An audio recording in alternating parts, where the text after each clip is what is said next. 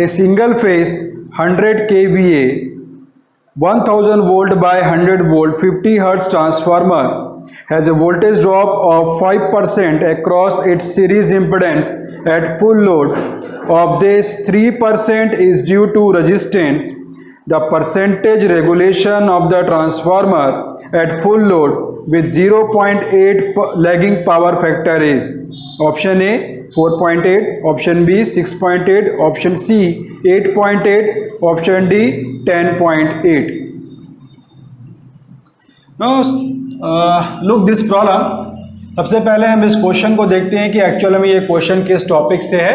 Okay, so now this question is telling about what it's rating. हम किसी भी machine के बारे में उसके रेटिंग से आइडेंटिफाई कर सकते हैं कि हम किस मशीन के बारे में डिस्कस कर रहे हैं. यहाँ पर बोला हुआ है 100 kVA ट्रांसफार्मर. दो चीज हमको मालूम चल गई कि एक 100 kVA का ट्रांसफार्मर है. What is the voltage rating? यहाँ पर दिया हुआ है 1000 volt by 100 volt and what is the frequency? It's 50 hertz. इतनी सारी चीजें इस क्वेश्चन में हमको मालूम चल गया. सिंगल फेस एक 100 kVA का ट्रांसफार्मर है जिसका वोल्टेज रेटिंग क्या दिया हुआ है? 1000 बाय 100 वोल्ट. मतलब ये एक स्टेप डाउन ट्रांसफार्मर है और ऑपरेट कितने में हो रहा है? 50 हर्ट्ज में ऑपरेट हो रहा है. आगे क्या बोल रहा है? Has a voltage drop of 5% across its series impedance at full load. Voltage drop हो रहा है. कितना हो रहा है? 5% हो रहा है. और कहां पर हो रहा है वो voltage drop? Across its series impedance. Across its series impedance at what condition of the load? At the full load condition of the load. और क्या बोल रहा है साथ में? And 3% is due to the resistance. 3% is due to the resistance. मतलब 5% हमारा drop कहां पर हो रहा है? सीरीज इंपेडेंस के क्रॉस में हो रहा है. और 3% ड्रॉप कहां पर हो रहा है? ये रेजिस्टेंस के क्रॉस में हो रहा है. अब आगे क्या बोल रहा है? The percentage regulation of the transformer at full load with 0.8 lagging power factor. With 0.8 lagging power factor. तो ये हमारा एक क्वेश्चन है. अब इस क्वेश्चन में बेसिकली हमको फाइंड आउट क्या करना है? इस क्वेश्चन में हमको फाइंड आउट करना है the percentage regulation of the transformer eight the full load with 0.8 lagging power factor. अब इस पॉइंट से आप समझ गए होंगे कि ये जो क्वेश्चन है बेसिकली इस क्वेश्चन में हमें क्या करना है? हमें निकालना है percentage regulation of the single phase transformer as per the given datas. Okay, so now will solve this problem. Now here see, यदि हम बात कर रहे हैं परसेंटेज रेगुलेशन का, तो परसेंटेज रेगुलेशन का जो फॉर्मूला होता है वो होता है percentage resistance drop along with the power factor of the load plus or minus percentage reactance drop and the sin of the load angle. अब यहां पर देखिए ये हमारा स्टैंडर्ड इक्वेशन है किसके लिए? परसेंटेज रेगुलेशन फाइंड आउट करने के लिए. अब यहां पर देखिए आप, यहां पर मैंने जो साइन लिखा हुआ है यहां पर लिखे हुए हैं प्लस और माइनस. ये क्या है? ये प्लस और ये क्या लिखे? ये माइनस. तो जब भी हम परसेंटेज रेगुलेशन निकाल रहे हैं यहाँ पर, तो एज पर द इक्वेशन जो प्लस साइन है ये जाएगा in the case whenever we have a lagging load, और नेगेटिव साइन आएगा whenever we have a leading load. whenever we have a leading load. इसका आप थोड़ा सा ध्यान रखिएगा कि प्लस और माइनस जो हम यहाँ पर सिंबल मेंशन कर रहे हैं, प्लस हम तब लेंगे जब लोड जो रहेगा वो लैगिंग लोड है, और माइनस कब लेंगे? जब लोड क्या है? हमारा लीडिंग लोड है. अब इस क्वेश्चन में हमको क्या बोल रहा है कि हमें निकालना है percentage regulation at full load with 0.8 lagging power factor. क्या बोल रहा है यहाँ पर? Lagging power factor. मतलब साइन क्या रहेगा यहाँ पर? प्लस साइन रहेगा. मतलब यदि हम बात करें इक्वेशन, इक्वेशन क्या बन जाएगा?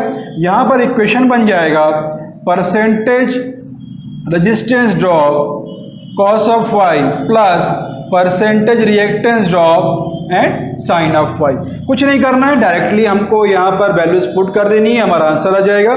अब देखिए इस क्वेश्चन के बारे में बात करें तो इस क्वेश्चन में हमारे पास दिया हुआ है डाटा, देखें तो यहाँ पर मेंशन कर रहा है कि हमारे पास परसेंटेज रेजिस्टिव ड्रॉप दिया हुआ है. ये कितना बोल रहा है? 5% बोल रहा है. और हमारे पास यदि हम लोग बात करें तो यहाँ पर जो परसेंटेज जो रेजिस्टेंस है ये कितना दिया हुआ है?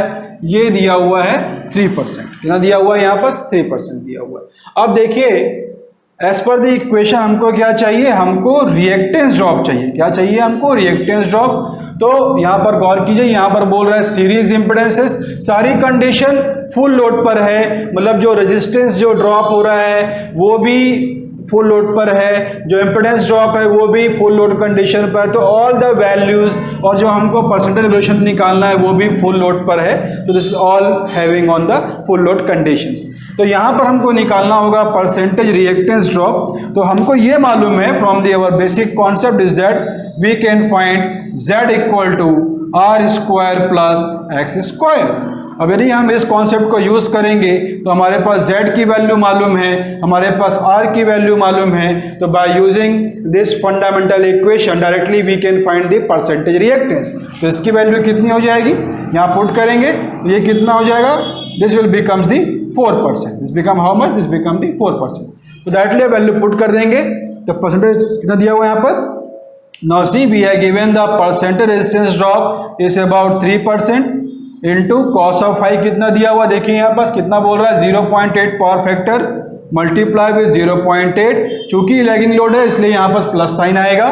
परसेंटेज रिएक्टेंस ड्रॉप हमारा वैल्यू निकली हुई है 4 और साइन ऑफ फाइव कितना होगा? यदि कॉस ऑफ 5.8 है तो साइन ऑफ 5 कितना हो जाएगा? This become the 0.6। आप इसको सॉल्व करेंगे, ये आएगा ये आएगा 2.4 और ये भी कितना आएगा? 2.4। सॉल्व करेंगे तो ये आ जाएगा 4.8। So percentage regulation of this problem is how much?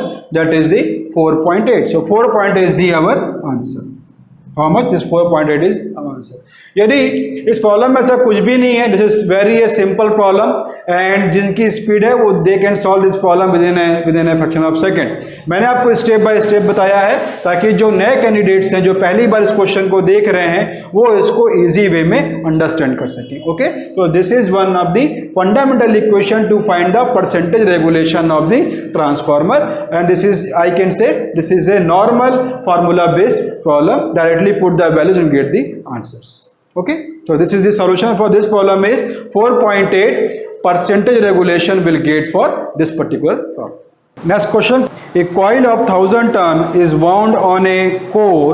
A current of 1 ampere flowing through the coil creates a core flux 1 milliweber. The energy stored in the magnetic field is option A 0.25 joule, option B 0.5 joule, option C 1 joule, option D 2 joule.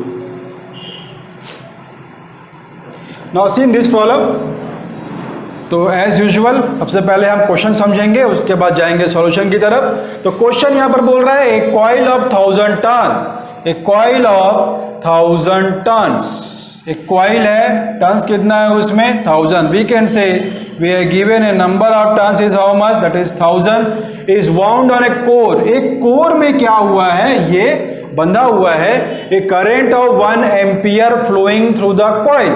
Current flow हो रही है, उस current का amount कितना है? 1 ampere. तो I can write I equal to कितना हो जाएगा? 1 एम्पियर। तो एक करंट है 1 एम्पियर की, वो फ्लो हो रही है थ्रू द कॉइल। एक कॉइल है जिसमें 1000 टन्स है और वो जो कॉइल है that is bound on a core और उस कॉइल में करंट कितनी फ्लो हो रही है? 1 एम्पियर फ्लो हो रही है। जो कोर फ्लक्स मतलब कोर में फ्लक्स कितना क्रिएट कर रहा है? 1 मिली वेबर। हम लिख सकते हैं phi equal to it's 1 milli weber. फिर बोल रहा है the energy stored in the magnetic field is, energy कितना स्टोर होगा हमें ये क्वेश्चन में बोल रहा है। ठीक है, तो वी है given a number of turns, we know the amount of the current flowing through the coil and we know how much amount of the flux has been set up in the core, that is about 1 milli weber. हमें निकालना है कि energy कितनी stored हुई है, how much the energy stored in the magnetic field is.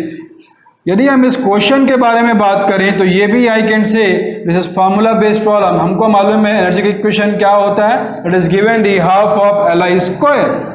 The energy is stored in coil is given by the half of Li square and हम यहाँ पर इसकी वैल्यूज को पुट कर सकते हैं। अब देखिए हमको यहाँ पर इंडक्टेंस की वैल्यू तो नहीं मालूम है, हमें कॉइल का जो इंडक्टेंस है हमें उसको तो वैल्यू नहीं मालूम है, लेकिन हमें रिलेशनशिप मालूम है, that is N phi equal to क्या होता है, एल आई हो जाता है। तो यहाँ पर से हम पुट कर देंगे L equal to N phi by I.